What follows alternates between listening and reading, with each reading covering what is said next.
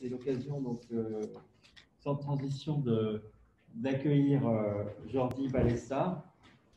Et je crois qu'on va rester tout à fait proche de ces thématiques. Jordi Balesta est chercheur en photographie et en études paysagères, rattaché au CIREC, donc à l'université Jean Monnet de Saint-Étienne. Il est associé à l'UMR du LARCA, donc l'ancien laboratoire de François à l'université Paris Diderot. Après des recherches sur les relations entre photographie et paysage, il travaille sur la notion de vernaculaire, la prise de notes photographiques et sur les modes d'investigation documentaire. Il a récemment co-dirigé Photographier le chantier, transformation, inachèvement, altération, désordre. Et il a également copublié en 2017 Notes sur l'asphalte, une Amérique mobile et précaire. Voilà, aujourd'hui, Jordi va concentrer son intervention autour des photographies amateurs, des dossiers administratifs de déclaration de travaux pour une histoire photographique étendue des paysages contemporains. Merci beaucoup, Jordi. Merci, bonjour. Alors, j'ai changé un peu le titre, j'ai remplacé le mot amateur par domestique. Je vais vous expliquer le long de mon intervention. Et j'ai rajouté le mot préalable pour coller totalement au nom administratif de ce type de déclaration. Donc, quel type de documents photographiques peuvent être mobilisés pour faire une histoire contemporaine des manières d'habiter, de construire et d'aménager? Alors, pour répondre à cette question, il est certainement nécessaire de nationaliser son propos, tant la qualité, la quantité et l'accessibilité de ces documents peuvent varier d'un pays à l'autre. Alors, pour introduire cette communication, je vais d'abord proposer une catégorisation un peu schématique, et il y a sûrement quelques oublis, des photographies qui, en France, donnent à voir la morphologie des paysages contemporains. Alors, passer à la diapo d'après. Je pense qu'il voilà. Okay. Alors, destination touristique parmi les plus attractives, la France est l'objet d'innombrables images, amateurs et professionnelles, qui sont pour l'essentiel orientées vers le patrimoine culturel ou naturel, et des lieux de vacances à la fréquentation, dont la fréquentation est plus ou moins intense. Alors, des stations balnéaires, de montagne, des parcs nationaux et régionaux, des grands sites, entre guillemets encore des villes et pays d'art et d'histoire, et encore, entre guillemets, des plus beaux villages de France et autres monuments remarquables. Alors, une partie non négligeable de ces images sont publiées en ligne sur des pages personnelles et sur des sites d'information géographique, mais leur archivage est avant tout domestique, éclaté en de multiples cellules indépendantes et de ce fait difficilement accessible ou de manière très fragmentaire. Alors, à l'écart de ces lieux et pratiques touristiques, il y a des productions immobilières, des projets urbains et d'aménagement territorial qui sont l'objet d'une multitude de notes photographiques. Alors, cette photographie n'a pas été prise en France, mais en Grèce, mais on trouve les équivalents en France. Alors, ces notes sont prises par les acteurs de la construction à des fins professionnelles et a priori utilitaires, faire un état des lieux dans un objectif documentaire afin de produire des connaissances sur un objet ou à des fins confirmatives afin de corroborer, par exemple, la réalisation de travaux. Elles relèvent pareillement d'une écriture domestique. Elles ne dépendent pas de protocoles de prise de vue qui ont été établis par une institution, puis ont été enseignés avant d'être appliqués par des personnes ayant ainsi été formées au mode de documentation photographique. Même si je ne connais pas d'études systématiques qui leur soient consacrées, j'ai mis l'hypothèse sur la base d'informations collectées ça et là, que ces notes sont surtout conservées au sein de fonds personnels et plus rarement dans des archives d'entreprise. Alors, des cartes SD insérées au sein de téléphones portables sont certainement leur lieu de stockage privilégié. J'entends ici le stockage comme le niveau élémentaire de l'archivage. Alors, a priori, ce corpus est composé d'un nombre d'images moins important que celui des vues touristiques, mais n'en reste pas moins considérable. Pour estimer ses qualités et son homogénéité formelle, une vaste étude ethnographique et photographique semble un passage obligé. Alors, parallèlement, les secteurs de l'immobilier et de l'aménagement commanditent, financent et utilisent des travaux photographiques dont la première motivation est de faire valoir l'avancée d'un chantier ou de mettre en valeur des ouvrages venant d'être finalisés. Alors, ces travaux illustrent des fascicules, des journaux et des revues imprimés au numérique. Pour beaucoup, ils véhiculent une pensée aménagiste, arguant de la nécessité d'équiper le territoire, d'en renforcer l'attractivité, les cohérences et les continuités. Alors, dans ce cas, le photographe est moins un auteur qu'un prestataire de service. Son savoir-faire visuel est estimé à l'aune de sa capacité à promouvoir une configuration spatiale faite d'architecture et d'ingénierie.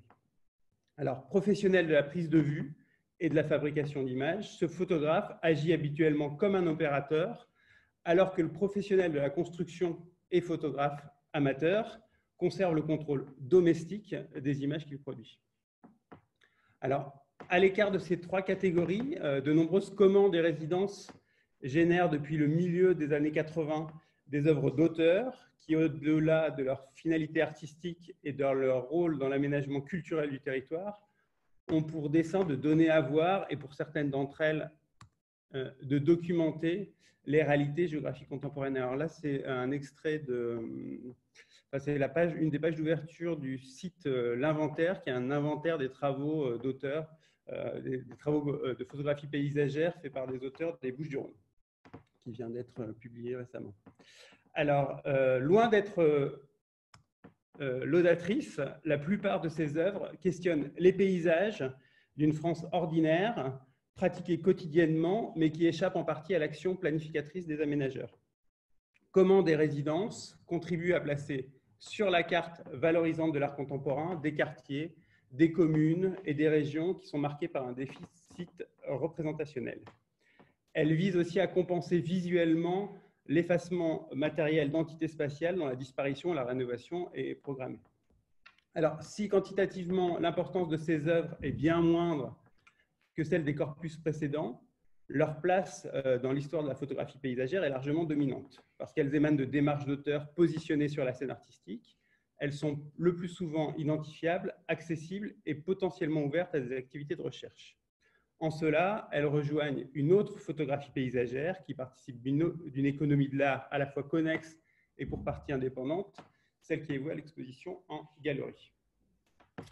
Alors, il y a quelques mois, j'aurais affirmé qu'il existe une dernière catégorie, ou plus exactement un dernier et quatrième continent photographique, tant sa masse et ses enseignements s'annoncent fondamentaux.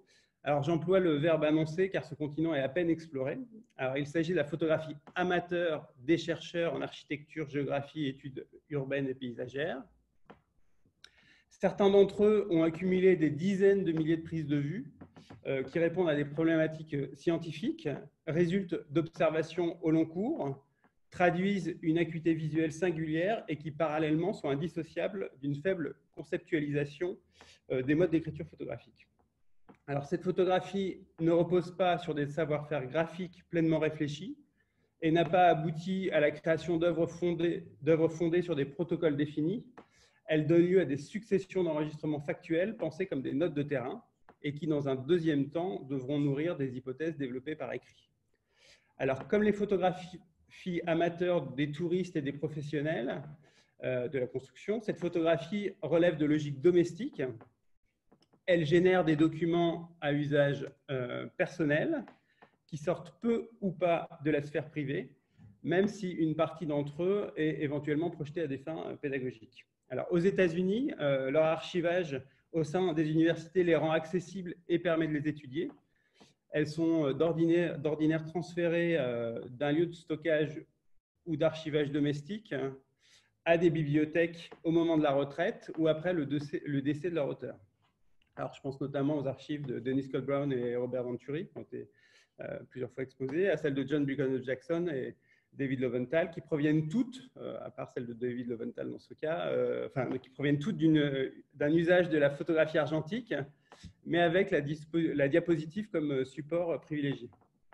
Alors, différemment, en France, la conservation de cette photographie amateur des chercheurs semble être principalement du ressort de leur auteur ou de leur ayant droit, et leurs consultations dépendent de rencontres personnelles. Alors là, je vais montrer quelques images des photographies d'un mémoire de DEA de 1979 de Fabrice Ney, photographies qui ont été revisitées depuis, puisque ce Fabrice Ney est passé d'un statut plutôt de chercheur commençant sa thèse rapidement après à celui d'artiste progressivement, tout en travaillant dans le secteur de l'ingénierie. Voilà, donc ça c'est un exemple de... Donc ça, c'est des photographies qu'ils considèrent comme des prises de notes sur la ville de Fos-sur-Mer. Alors, photographie à des fins touristiques, professionnelles, artistiques, scientifiques. La singularité de ces catégories n'empêche pas qu'une partie notable d'entre elles repose sur des écritures hybrides et des finalités plurielles. Les acteurs de l'aménagement et les administrations territoriales sont en France des financeurs incontournables de la photographie paysagère des artistes.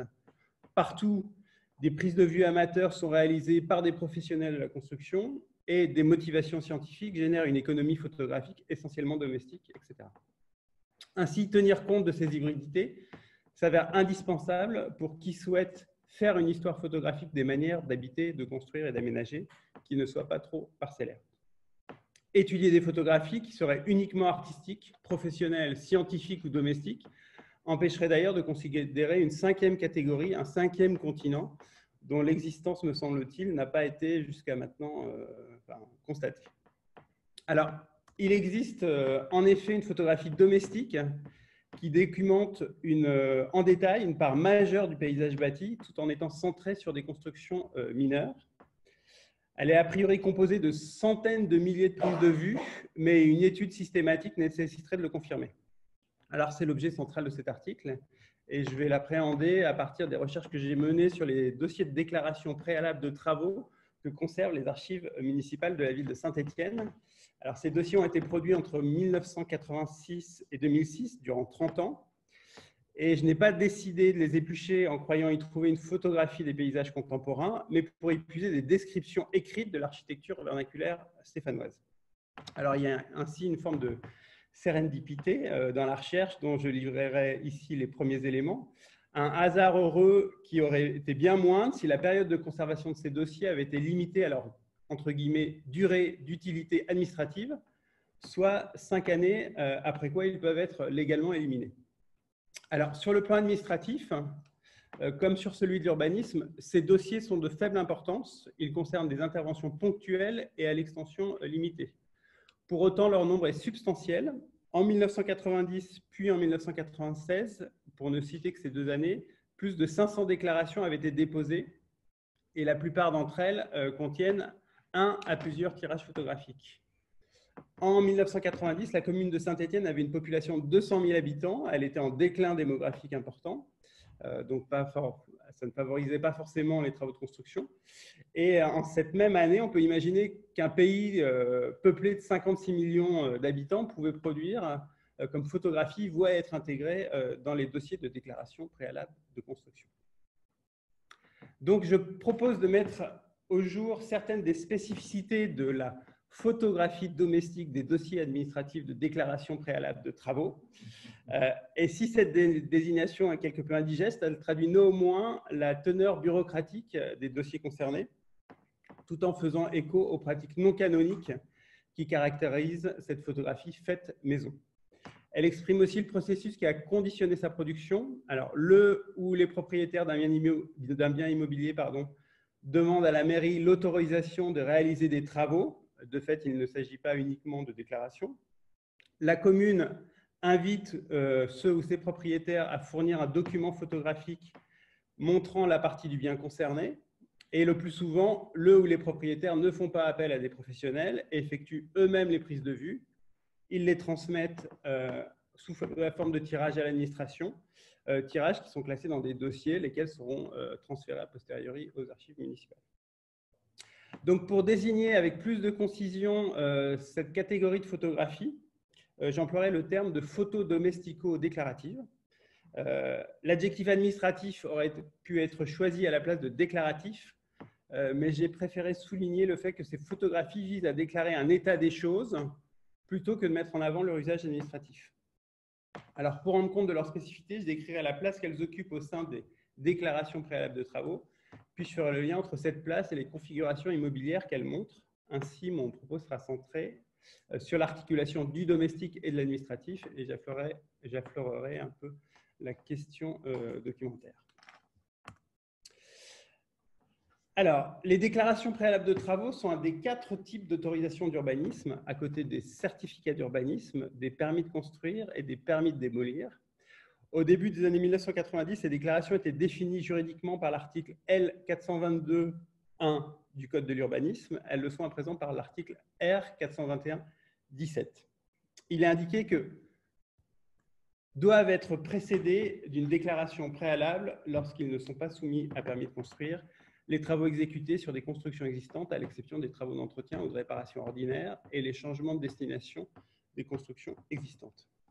Alors, sont visés les travaux ayant pour effet de modifier l'aspect extérieur d'un bâtiment, je ne vais pas tout lire, les changements de destination d'un bâtiment existant, les travaux susceptibles de modifier l'état des éléments d'architecture et de décoration, immeubles par nature ou effets immobiliers attachés à perpétuelle demeure, les travaux exécutés sur des constructions existantes ayant pour effet de modifier ou de supprimer un élément que le plan d'urbanisme local ou un document d'urbanisme a identifié, comme présentant un intérêt d'ordre culturel, historique, architectural ou écologique, les travaux exécutés sur des constructions existantes ayant pour effet, lorsque ces constructions sont situées sur un territoire non couvert par un plan local d'urbanisme, de modifier ou de supprimer un élément identifié comme présentant un intérêt patrimonial, paysager ou écologique. Les travaux qui ont pour effet la création d'une emprise au sol, soit d'une surface de plancher supérieure à 5 m² et inférieure ou égale à 20 m², et la transformation de plus de 5 m² de surface close et couverte, non comprise dans la surface de plancher. Alors, cette énumération pourrait apparaître superflue dans un colloque consacré à la photographie et à son histoire populaire. Elle a néanmoins l'avantage de renseigner le cadre réglementaire qui préside à la production des photos domestico-déclaratives. Elle rend aussi compte de la technicité juridique qui caractérise les pièces administratives entre lesquelles ces photographies sont logées. Ainsi, la lecture des dossiers de déclaration de construction ressort premièrement à la lecture des des dossiers de déclaration de construction ressort premièrement une écriture économe qui en vient directement aux faits. Deuxièmement, une écriture désincarnée, véhiculée par l'emploi de formules officielles et standardisées. Et troisièmement, une écriture sérielle formée sur le réemploi de ces mêmes formules. À ces 3 particularités stylistiques s'ajoutent des hiérarchisations graphiques qui reposent sur des polices de taille variée, sur le choix de rédiger en minuscule ou en majuscule, ou le passage d'une écriture tapuscrite à une écriture manuscrite. Enfin, il existe une graduation entre ce qui ressort de l'échange interne potentiellement informel et ce qui relève de la décision administrative qui, elle, est officielle. Alors, la pièce fondatrice de ces dossiers est le formulaire de déclaration qui répond aux normes établies par le Centre d'enregistrement et de révision des formulaires administratifs, le CERFA. Vous voyez le logo en haut à gauche. Autour se trouve systématiquement le formulaire d'analyse des dossiers et à côté peuvent être regroupés des tirages photographiques, des croquis annotés ou des plans topographiques, des lettres rédigées par les pétitionnaires, notamment en cas de litige, des règlements de copropriété et des descriptions détaillées de travaux projetés. Alors, pour des raisons matérielles et de format, les photographies de déclaration de travaux flottent généralement dans les dossiers, en particulier lorsqu'elles ont donné lieu à des tirages de petite taille. De même, elles n'ont pas de place spécifique, contrairement à la plupart des pièces rassemblées. Le plus souvent logées dans des enveloppes transparentes et indépendantes, rarement agrafées au formulaire d'examen des déclarations, ces photographies sont assimilables à première vue aux lettres manuscrites que les pétitionnaires ont rédigées et aux commentaires que les fonctionnaires municipaux écrivent au stylo lorsqu'ils examinent les dossiers. Autant de commentaires qui sont réservés aux échanges internes entre les différents services concernés. Alors, en 2018, Jean-Marc Weller a publié le livre « Fabriquer des actes d'État », intitulé qu'il complète par le sous-titre « Une ethnographie du travail bureaucratique ». Alors, afin d'introduire son objet d'enquête, le travail de bureau, il signale au lecteur que les sciences sociales accordent peu d'attention aux actes d'écriture, aux opérations de calcul, au traitement informatique, à toutes ces activités qui s'accomplissent de main en main et débouchent sur une décision administrative. Dans la continuité, il constate que ces disciplines négligent communément les ordinateurs, les classeurs, les papiers, tout ce qui équipe les gestes et les pensées des bureaucrates. Alors, au cours des chapitres suivants, Weller étudiera lui-même l'ensemble de cet équipement et parallèlement, il se focalisera sur les activités d'écriture bureaucratique. Travailler dans un bureau, écrit-il, c'est noter, rédiger, lire et plus largement enregistrer, recopier, calculer, résumer. Et il ajoute, c'est précisément transformer chaque affaire ou requête que l'on instruit en texte afin de produire un récit cohérent et compatible avec les formes spécifiques du droit.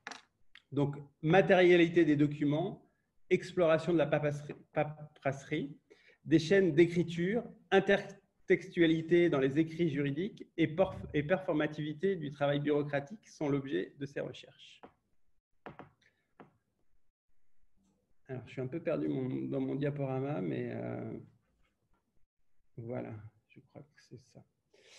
Alors, à l'instar des autres documents mentionnés, la production des photos domestico-déclaratives est une activité qui débouche sur une décision officielle. Pour autant, ces photographies sont les seuls documents qui, d'une part, ne sont pas marqués par les convenances accompagnant d'ordinaire toute requête et qui, d'autre part, ne sont pas imprégnés par les normes de communication administrative. Elles apparaissent comme des prises de vue brutes dont rien ne montre qu'elles aient été adressées à la puissance publique. Différemment, les commentaires internes des fonctionnaires prennent place à l'intérieur de formulaires dont le graphisme et les textes imprimés ont été validés par les services de la mairie. Alors, si des formes d'oralité écrite caractérisent certains de ces commentaires, celles-ci sont toutefois remplacées par des formules types issues de la langue administrative quand le pétitionnaire est le destinataire. Donc, voici quelques exemples d'avis internes du service d'urbanisme de la ville de Saint-Étienne. Cela ne veut rien dire, peut-il construire ou pas? Merci d'une réponse. La construction ne respecte pas l'alignement sur la rue Grue-à-Rochouse, elle ne doit pas dépasser la limite du tracé de l'emprise de 8 mètres. Des photographies seraient agréables, un montage serait agréable, c'est service minimum, etc. etc. Là, donc ça, c'est un document qui est transmis au pétitionnaire. Le maire décide, il n'est pas fait opposition à la réalisation des travaux faisant l'objet de la déclaration ci-dessus. Voilà, et une dernière, qui est l'exposition d'un litige. Par courrier en date du 20 mai 1996, vous m'avez fait part de problèmes de visibilité rencontrés par les usagers du carrefour cité en objet, et donc à la fin, il a donc été demandé à l'auteur de cette infraction de procéder à la régularisation de la situation dans un délai de 2 mois. Alors, de leur côté, les lettres des pétitionnaires tendent à respecter les formalités. Elles intègrent les codes linguistiques habituels qui s'appliquent quand on s'adresse à une administration, et notamment quand l'on fait une requête à une autorité qui prendra décision. Alors, ces lettres ne sont pas exemptes d'entorses à l'orthographe et à la grammaire, entorses qui peuvent être présentes aussi chez les fonctionnaires. Le choix du papier sur lequel elles ont été rédigées est à la discrétion de leur auteur. Il ne répond pas à des standards administratifs, même si pour certaines entreprises, il a été préalablement formaté. Alors, ces lettres, le plus souvent manuscrites, sont traversées par des graphies fort différentes, parfois difficilement lisibles. En cela, elles incarnent une fabrication maison que le processus administratif neutralise jusqu'à la prise de décision et sa communication officielle au pétitionnaire. Alors, dans les déclarations préalables de construction, les photographies ne sont donc pas les seuls actes d'écriture à comporter une part de domesticité. En revanche, elles sont les seules pièces avec les croquis demandés dont la forme n'apparaît pas déterminée par la chaîne d'écriture qui conditionne la production d'un récit cohérent et compatible avec les formes spécifiques du droit. Je prends là les mots de Jean-Marc Weller. De la même manière, elles ne sont empreintes d'aucune intertextualité qui ferait écho à un usage canonique de la photographie dans la sphère juridico-administrative ou qui serait issue d'une culture générale de la photographie. Enfin, on ne peut pas y déceler des tentatives de performativité. Les photos domestico-déclaratives n'énoncent pas une décision qui, de ce fait, prendra effet. Au contraire, elles documentent des réalités bâties qui sont muettes de tout projet. Ainsi, contrairement aux rares croquis à qui elles pourraient être comparées, les photos domestico-déclaratives n'annoncent pas une situation à venir. Elles déclarent simplement que c'est à cet endroit que les travaux sont projetés. Alors, je ne sais pas où j'en suis au niveau du temps, mais je vais bientôt finir. Alors, bien qu'elle ne soit pas performative, qu'elle ne s'insère pas dans la chaîne d'écriture du droit, les photos domestico-déclaratives contribuent au montage des dossiers urbanistiques. Pourtant, et là s'exprime une de leurs caractéristiques domestiques, elles ne semblent pas avoir pleinement rejoint leur foyer d'accueil, les dossiers administratifs. Leur foyer d'origine reste déterminant et il n'est pas seulement le lieu qu'elles déclarent et désignent, il est aussi l'espace privé dans lequel elles ont été produites, sans qu'il ait été apparemment question de respecter des conventions publiques, en l'occurrence visuelles. Alors, ces photographies seraient retirées des dossiers de la déclaration, qu'elles n'apparaîtraient pas pour autant décontextualisées. Dans le même temps, c'est bien leur positionnement au sein de ces dossiers qui permet premièrement de cerner la tension entre domestique et administratif qui nous intéresse ici. Deuxièmement, de pouvoir les consulter dans des archives ouvertes au public. Troisièmement, de faire le lien entre un état des choses actuel et des travaux projetés. Alors, ces photographies documentent des biens immobiliers à un instant donné, mais elles sont indissociables d'une relation bâtie qui n'est pas conservatoire. Je la qualifierais de transformatoire. Alors, aux archives municipales de Saint-Étienne, l'accès au dossier de déclaration préalable de travaux nécessite de consulter des classeurs contenant des bordereaux de versement. Ils sont notés les codes d'archivage et aussi conserver les inventaires annuels des déclarations déposées. Ainsi, le lecteur peut apprendre qu'en 1990, 539 déclarations avaient été examinées par l'administration, qui les a ensuite acceptées, plus rarement refusées, quelquefois classées sans suite. Alors, elle porte sur des projets d'abris à bois, d'abris de jardin, d'adjonction de balcons, d'agrandissement de fenêtres, d'agrandissement de combles, d'agrandissement de vérandas, d'installation d'ascenseurs, d'installation d'auvents, d'installation de chenilles, etc. 12 ans après, en 2002, alors j'ai recensé 66 types d'interventions qui ont trait à l'installation de locaux dépourvus de fondation, l'installation de piscines non couvertes, la mise en place d'antennes, ou encore une multitude de ravalements de façades et de transformations de devantures commerciales. Je finis. Alors, en dehors de quelques exceptions faisant infraction au code d'urbanisme, aucune des interventions déclarées n'avait été préalablement concrétisée. C'est uniquement lorsque les procédures administratives n'ont pas été respectées que les photographies donnent à voir ce qui aurait dû être soumis à autorisation. Donc, pour autant, les photos domestico-déclaratives sont régulièrement focalisées sur des volumes bâtis qui ont déjà fait l'objet de travaux de maçonnerie.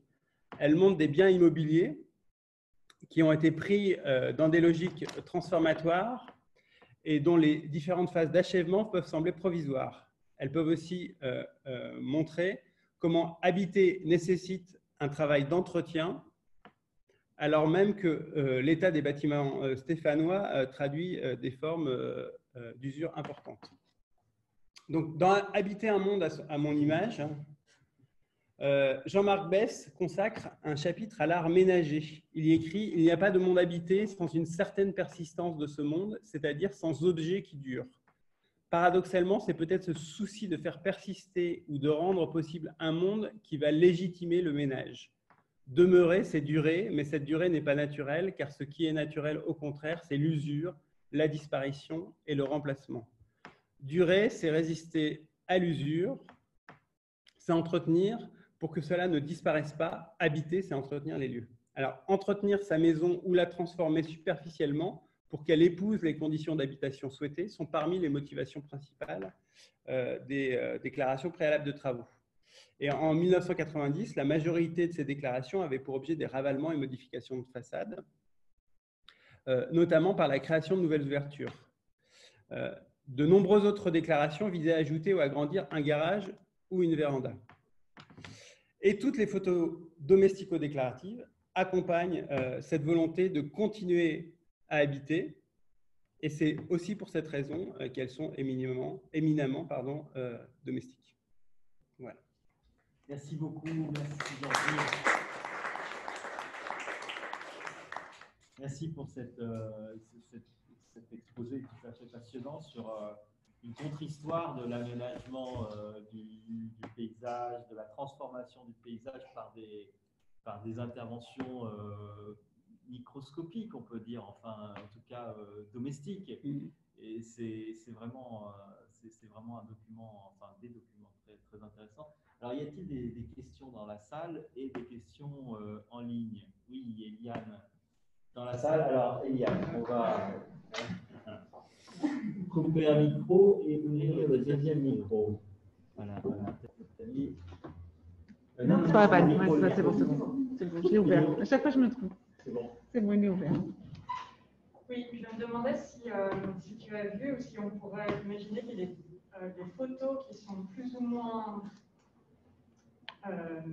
opaques, enfin, qui sont plus ou moins proches d'un régime plus administratif ou plus normé, suivant si les travaux sont faits par les personnes qui déclarent les travaux ou si c'est des travaux qui impliquent un chantier, une entreprise, etc. Je pensais au fait que, en voyant ces images, en rapport avec les images qui sont versées à un dossier judiciaire, par exemple, c'est des images qui vont avoir un effet et être traitées en dehors du cadre domestique, alors que là, ces images vont être d'autant plus domestiques. En fait, il y a un passage par l'administratif, mais que les travaux ils vont se faire à la maison et ils n'impliquent pas la mairie. Et du coup, donc ça c'est évidemment c'est le rapport administratif, mais est-ce que suivant, suivant le fait qu'il y a plus ou moins d'intervention extérieure ou des professionnalisations dans les travaux, est-ce qu'on peut tracer une petite différence dans les images qui sont faites préalablement pour la déclaration, même si c'est la personne qui déclare les travaux et pas la personne qui les fait, dans quelle intervention extérieure qui fait les photos? Je sais pas si je... Mince, j'ai oublié ce que je voulais dire. C'est ça la technologie. En fait, je pense qu'il y a finalement assez peu d'autoconstruction, notamment pour des ravalements de façade, où il faut avoir un échafaudage, où il faut avoir un minimum de matériel. En revanche, tous ces petits travaux, parce que c'est des petits travaux donc qui sont en dessous du permis de construire, sont réalisés par des petites entreprises de maçonnerie, peut-être avec un ou quelques employés. Donc, il n'y a pas de passage à un niveau professionnel qui ferait qu'on passe d'un registre de la petite construction artisanale à un registre plus systématique, industriel, je ne sais pas comment le dire, où cette entreprise ferait appel à des photographies, à des photographes qui eux-mêmes auraient des compétences dans la production de photographies destinées à l'administration. Comme je te disais, ils avaient au sein même des entreprises, on aura différents. Voilà. Alors, les entreprises non artisanales. Alors, ce que je n'ai pas montré, c'est qu'il y a quelquefois des photographies noires et blancs qui semblent avoir été prises par des photographes amateurs qui ont cultivé une certaine forme de compétences, mais qui sont très rares. En fait. Alors peut-être à ce propos, il y a une question qui a été posée en chat par Erika Payet. Merci beaucoup pour cette intervention que j'ai trouvée passionnante. Ailleurs, des analyses de la forme de ces photos. Je veux dire, les coloris qui sont datés, par exemple, donc y a-t-il une histoire visuelle à faire de ces prises? Alors, je pense qu'il y a une histoire visuelle à faire de ces tirages. On voit, alors quand il Polaroid, finalement, on est surtout dans la décennie 1990. On voit apparaître de manière un peu plus systématique, je dirais, mais encore une fois, il faudrait avoir un travail quantitatif plus sérieux, des tirages 10-15 faits en laboratoire.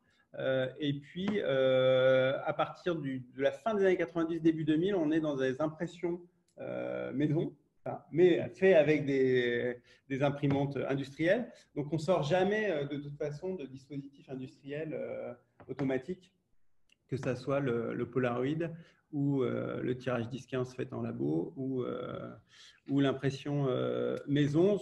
Impressions maison qui sont surtout faites sur des feuilles d'impression pour texte banales et pas sur c'est rare que ce soit des impressions photo.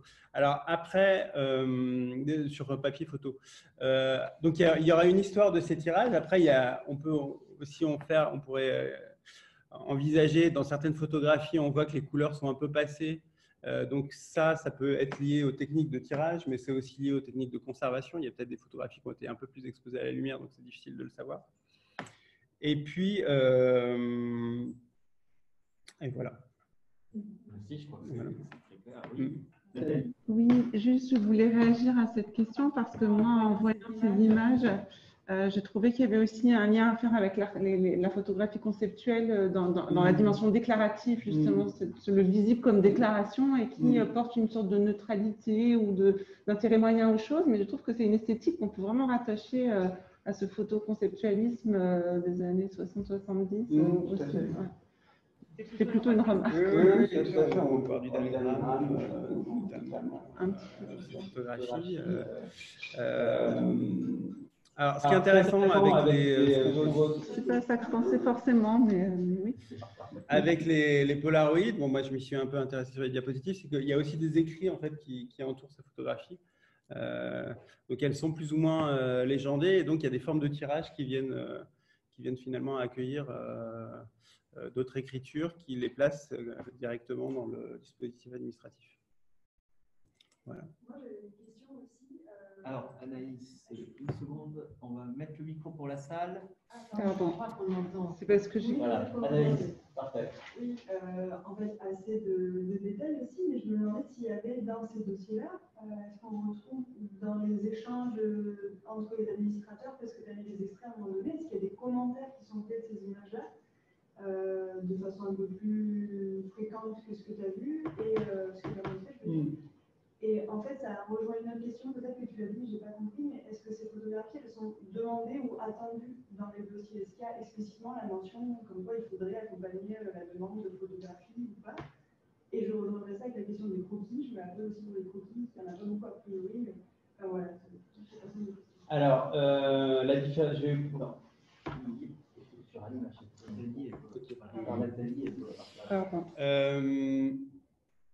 À ma connaissance, il n'y a pas une demande officielle d'intégrer des photographies à la demande, à la déclaration de travaux préalables, mais souvent dans les réactions des fonctionnaires pour alimenter le dossier, en fait, pour le compléter, ils demandent des documents visuels et en particulier des photographies. Donc, il y a pu aussi, il faudrait que je fasse des entretiens en fait avec les fonctionnaires, et notamment des années 90-2000, pour en savoir plus. On peut s'imaginer qu'il y a eu des entretiens soit dans les bureaux, soit par téléphone, disant apportez-nous ces pièces différentes. Donc, à ma connaissance, il n'y a pas dans les dossiers officiels de demande de photographie. Par rapport, et il n'y a pas de commentaire en fait sur la qualité de ces images. C'est pour ça qu'on pourrait les sortir de ces dossiers. Elles ne seraient pas décontextualisées, ou on pourrait très peu conclure qu'il manque une pièce dans les dossiers en fait. Et la différence avec les croquis, qui peuvent être faits maison de la même manière, c'est que les croquis, ils annoncent en fait la situation à venir est plutôt souhaitée dans ce cas-là, alors que les photographies, encore une fois, elles ne disent rien sur le fait qu'il va y avoir un projet qui va être développé. L'imaginaire de qu'est-ce qu'il pourrait y avoir à cet endroit. J'imagine que la comparaison croquis et photographie dans un même dossier, ça doit être assez intéressant. Oui, alors il y a quelques photomontages que je n'ai pas relevés ici, où il y a quelqu'un qui a, par exemple, pour une enseigne, dessiné l'enseigne à la place de l'image. Voilà. Mais c'est assez rare. Alors moi, j'ai une question aussi, s'il n'y a pas si je ne coupe la parole à personne. Ces photographies, est-ce qu'elles ont un circuit au-delà de ces demandes? Est-ce que, par exemple, l'administration peut, lorsqu'elle souhaite intervenir dans un quartier pour des projets de construction, ça reprend un petit peu la question d'Eliane, renvoyer à ces dossiers ou ressortir des dossiers pour instruire d'autres projets? Alors, j'en doute, mais encore une fois, il manque l'étape entretien avec les fonctionnaires municipaux. J'en doute. Pourquoi? Parce qu'en fait, elles sont déposées aux archives, ces dossiers sont déposés aux archives assez rapidement après leur examen. Alors, j'ai plus la date en tête, mais je crois que c'est environ 1 an. Et après, en fait, elles disparaissent au bout de 5 ans légalement. Enfin, elles peuvent être éliminées au bout de 5 ans. Et puis, ce qui m'a étonné, c'est que déjà, les gens qui viennent aux archives de la mairie de Saint-Étienne, de la ville de Saint-Étienne, viennent essentiellement soit pour des articles de journaux, soit pour la généalogie. Et ils étaient très étonnés que quelqu'un vienne s'intéresser à ces déclarations qui sont vraiment la sous-catégorie mineure de la construction. Et ils n'étaient pas au courant qu'il y avait des photographies à l'intérieur.